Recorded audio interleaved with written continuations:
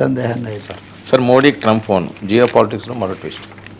Trump రాగానే phone చేసి ఇది మాట్లాడారు మోదీతో, అది బాగానే ఉంది. కానీ చాలా భారీ ఎత్తున జరుగుతున్నది ఏంటంటే చర్చలు జరుగుతున్నాయా జరగడం లేదు. ఇది ఈరోజు మనకు రెగ్యులర్ టాపిక్గా ఉంది. కానీ తాజాగా మటుకు మళ్ళీ కూర్చోబెట్టారు, ఏదో ఒక విధంగా కూర్చోబెట్టారే. కానీ అది చిత్తశుద్ధి అని శివపూజలు వెళ్ళరా అన్నట్టుగా అక్కడ ఏమాత్రం చర్చలకు పెద్ద ప్రయోజనం అక్కడ కనిపించట్లేదు. దీనికి మరోవైపు చూస్తే లెబనాన్లో వాళ్ళేమో తిరస్కరించారు, పూర్తిగా తిరస్కరించేశారు. ట్రంప్ ఒక ఘోరమైన ఇరకాటంలో పడ్డాడు. ఎందుకు అంటే ఇరాన్ ఒప్పుకోలేదు, గల్ఫ్ దేశాలన్నీ తిరగబడ్డాయి. నిన్ను నమ్ముకొని మేమంతా దిగి ఇవన్నీ చేస్తే నువ్వు మధ్యలో కాడి పడేస్తావు, 2 రోజులకు ఒక ప్రకటన చేస్తావు, దీన్ని బట్టి మేము ఉండలేమని. ఆఖరికి రష్యా ఉక్రెయిన్ యుద్ధంలో కూడా ఉక్రెయిన్కు మద్దతుగా మనం దించి రష్యాని ఏదో ముప్పు తిప్పలు పెడదామన్నాం. తీరా రష్యా పైచేయి సాధించి కూర్చుంది.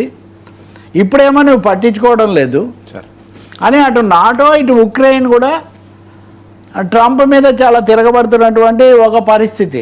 ముఖ్యంగా ఇందులో గల్ఫ్ దేశాలు అడ్డం తిరగటము, వాటికి సంబంధించిన లెక్కల వివరాలన్నీ కూడా చెప్పడము, ఇంకొకటేమో వద్దు అన్నప్పటికీ కూడా ఇరాన్ పునర్నిర్మాణానికి కూడా ఖతార్ లాంటి దేశాలు మేము ఇంత పెట్టుబడి పెడతాము అని ముందుకు రావటం, ఇలాంటి తీవ్ర పరిణామాలు జరుగుతున్నాయి. మరి వీటన్నిటి మధ్యలో ట్రంప్ మోదీ గారిని మాట్లాడి ఏదైనా హుషారు చేస్తే చేయొచ్చేమో. కానీ అంతర్జాతీయ రాజకీయాల మటుకు చాలా ఆందోళనగా జరుగుతున్నాయి. ప్రత్యేకించి భారతదేశానికి సంబంధించి ఆఫ్ఘనిస్తాన్ మీద పాకిస్తాన్ దాడులు చేయటం, దాదాపు 50-60 మందిని నిన్న చంపేశారు. దాని మీద భారతదేశం ఆందోళన కూడా వెలిబుచ్చింది. ఇప్పుడు బంగ్లాదేశ్ మాజీ ప్రధాని షేక్ హసీనా కూడా నేను మా దేశానికి తిరిగి వెళ్ళిపోతాను, ఏం జరిగితే అంటే ఇవన్నీ ఉద్రిక్తత మేఘాలు అన్నవి భారతదేశాన్ని కూడా చుట్టుముడుతున్న ఒక పరిస్థితి మనకు కనిపిస్తుంది.